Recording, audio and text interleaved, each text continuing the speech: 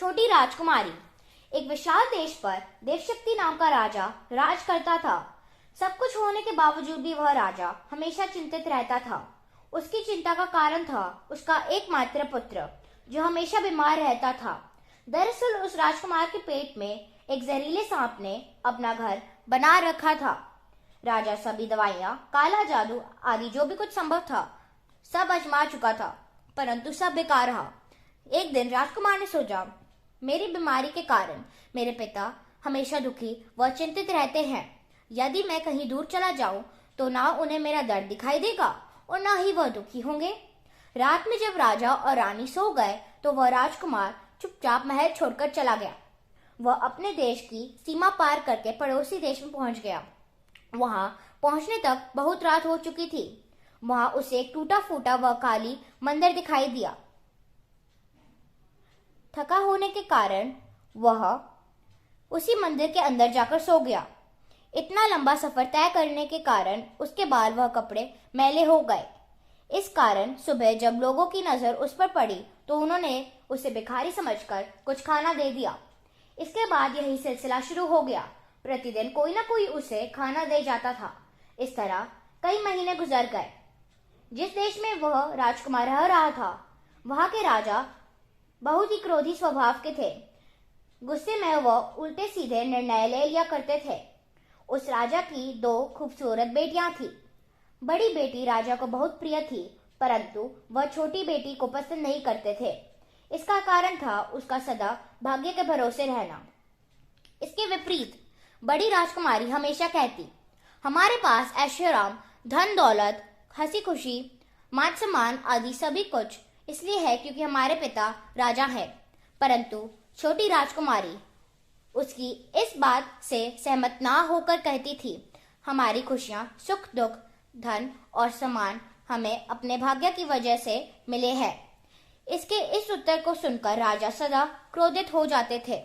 एक बार ऐसे ही किसी समय में उन्होंने गुस्से में आकर प्रधानमंत्री को बुलाकर कहा, प्रधानमंत्री जी, हमारी छोटी राजकुमारी हमेशा यह कहती है कि उसे यह खुशियां और ऐशोआराम इसलिए मिले हुए हैं क्योंकि यह उसके भाग्य में है। उसका यह भी कहना है कि जिसके भाग्य में जो कुछ लिखा होता है उसे वही मिलता है।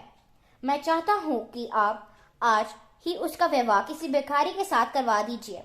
तब मैं देखूंगा कि उसका भाग्य किस तरह उसे ऐशोआराम और खुशियां उपलब्ध करता है। इस पर प्रधानमंत्री ने कहा, शहर के बाहर एक मंदिर में एक गरीब भिखारी रहता है। उसे भोजन का एक टुकड़ा भी पाने के लिए घर घर भीख मांगनी पड़ती है। यदि आप कहें तो मैं छोटी राजकुमारी के विवाह की बात उसके साथ करूं। राजा ने तुरंत इस विवाह के लिए अपनी स्वीकृति दे दी। उसी दिन शाम को एक सादे समारोह में उस भिखारी के साथ राजकुमारी का विवाह कर दिया गया। राजा ने राजकुमारी को दहेज या उपहार के रूप में धन, खाना, कपड़े आदि जैसा कुछ भी नहीं दिया। विवाह के बाद राजकुमारी खुशी खुशी अपने गरीब पति के पास चली गई। वे दोनों पति पत्नी उस पुराने मंदिर में रहने लगे। एक अच्छी पत्नी की तरह वह अपने पति को खूब सेवा करती और भिक्षा में थोड़ा बहुत जो भी कुछ वह लाता दोनों मिलकर उसे खा लेते। इस तरह दोनों के दिन आराम से कटने लगे। वैसे तो राजकुमारी को अपनी इस जिंदगी से कोई शिकायत नहीं थी, परंतु राजकुमार के पेट में जब मौजूद जहरीले सांप के हिलने डुलने से उसके पेट में जो दर्द उठता था उससे वह परेशान हो गई थी। एक रात राजकुमार गहरी नींद में सोया हुआ था और राजकुमारी पूरी तरह से चौकन्नी होकर उसकी रखवाली कर रही थी। तभी अचानक राजकुमारी ने अपने पति के मुंह से एक सांप को बाहर निकलते देखा। उस सांप रेंगता हुआ एक पेड़ के पास चला गया। उस पेड़ के पास सांप का एक बिल था। तभी उस बिल में से एक दूसरा सांप बाहर निकला और फिर वे दोनों सांप आपस में लड़ने लगे। राजकुमार के पेट में से निकला हुआ सांप बोला, अरे नीच, बिल के पास दबे सोने व जवाहर के जिन दो बर्तनों की तुम हमेशा रखवाली करते हो वह वास्तव में मेरे हैं। तुमने उन्हें चालाकी से हथियाया रखा है। तब बिल में से निकले हुए सांप ने कहा, हाँ, मैंने उन्हें हथियाया रखा है। यदि तुम्हारे अंदर दम है तो वापस छीन लो, लेकिन यह तुम्हारे बस की बात नहीं, क्योंकि तुम तो कायर हो। अपनी पिद्दी सी ताकत तुम उसी भोले भाले राजकुमार पर ही दिखा सकते हो, जिसके पेट में तुम कायरों की भांति छुपे होते हो। उस बेचारे राजकुमार को तो पता ही नहीं कि यदि वह राई के साथ थोड़ा सा चावल का मान पी ले तो तुम तुरंत ही मर जाओगे और वह हमेशा के लिए ठीक हो जाएगा। यदि मैं आज ही उसे यह बात बता दूं तो तुम कल का दिन भी नहीं देख पाओगे। राजकुमार के पेट में से निकले हुए सांप उसकी बात सुनकर क्रोधित हो गया और गुस्से में भड़क कर बोला, और यदि कोई यह जान जाए कि तुम्हारे बिल में गरम तेल डालकर तुम्हारे मारा जा सकता है, तब तो कोई भी यह काम करके आसानी से तुम्हारे बिल में से सोने और जवाहर के दोनों बर्तन प्राप्त कर सकता है। इस तरह थोड़ी देर आपस में बहस करके दोनों सांप गुस्से में अपने अपने स्थानों को वापस लौट गए। राजकुमारी छिपकर उन दोनों की बातें सुन रही थी। उसने मन ही मन उन दोनों सांपों से छुटकारा पाने का निश्चय कर लिया। अगले दिन सुबह उसने अपने पति से भिक्षा में थोड़ा सा चावल का मान, एक मुट्ठी राई और थोड़ा सा तेल लाने को कहा। शाम को जब उसका पति यह सब चीजें लेकर आ गया तो उसने जल्दी से चावल का मान पकाकर उसमें राई मिला दी। फिर उसने अपने पति से उस काढ़े को पीने के लिए कहा। काढ़ा पीते ही राजकुमार के पेट में बहुत तेज दर्द उठा और उसके मुंह के रास्ते से वह सांप उसके शरीर से बाहर निकल आया। फिर थोड़ी देर जमीन पर तड़पने के बाद वह सांप मर गया।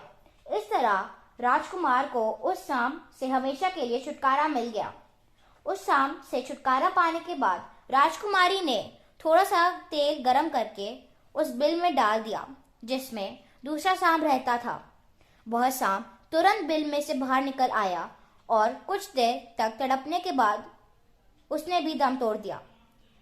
उन दोनों सांपों से छुटकारा पाने के बाद राजकुमारी ने राजकुमार के सहायता से जमीन खोदकर सोने और जवाहरत के दोनों बर्तन भी निकाल लिए।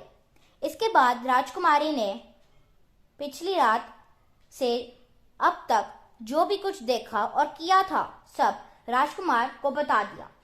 तब उसके पति ने भी अपनी असलियत बताते हुए कहा, प्रिय, मैं भी कोई भिखारी नहीं हूं, बल्कि पड़ोसी देश का राजकुमार हूं। अपनी बीमारी के कारण मुझे देश छोड़ना पड़ा था। दोनों पति पत्नी